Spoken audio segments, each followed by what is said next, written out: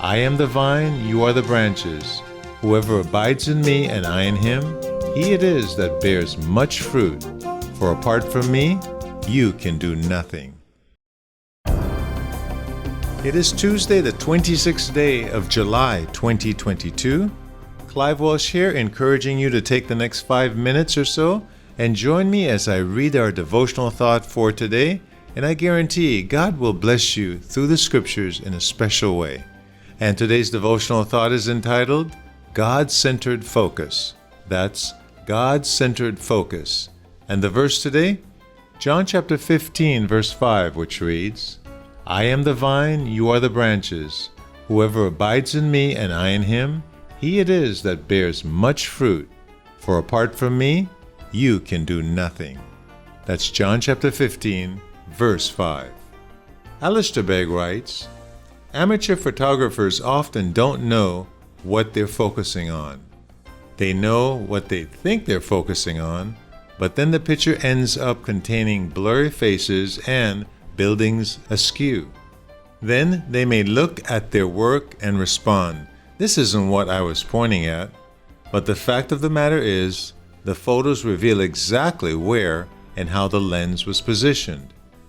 In life's highs and lows and every moment in between, the way you and I react to circumstances reveals the angle of our camera's lenses and the focus of our hearts and minds.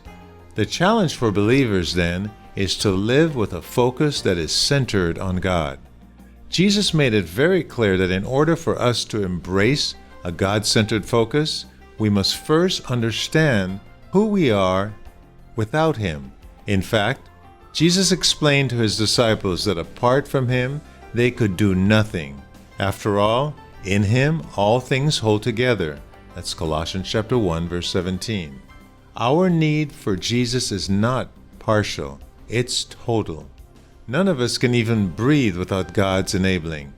How can we think of taking credit for any work that He's done through us? We are absolutely impoverished without divine help. This principle runs throughout the entire Bible. Moses, chosen by God to lead the Israeli people out of bondage and slavery, was adamant that he couldn't do the job unless God was with him. And he was right. See Exodus chapter 3, verses 11 and 12. Amos was a keeper of the fig trees and a shepherd, and he had nothing to contribute to the ministry when God appointed him as a prophet. Amos chapter 7, verses 14 and 15. Daniel, likewise, with his amazing ability to interpret dreams, was quick to give every bit of credit to God in Daniel chapter 2, verses 26, 27, and 28. Each of these men recognized his utter dependency on God. In fact, no one in Scriptures who achieved great things for God did so without relying wholly on God. For their ability to do the work they were called to do, they looked up rather than looking in. As Christians called to live with a God-centered focus, we must not ascribe too much attention to ourselves or our abilities, for in doing so, we may very well obscure God's grace and power in our lives. In Christ, we ought not to boast in our abilities or seek any opportunity to draw attention to ourselves. Instead, we should merely wish to be known as servants of the living God and to be useful in His service as He works in us according to His good pleasure, and to point away from ourselves and to Him in all that we do and say. Where will your focus be today? And when success or praise comes your way, to whom will you point? A very good question, and the answering of that question will be determined when we're in those situations.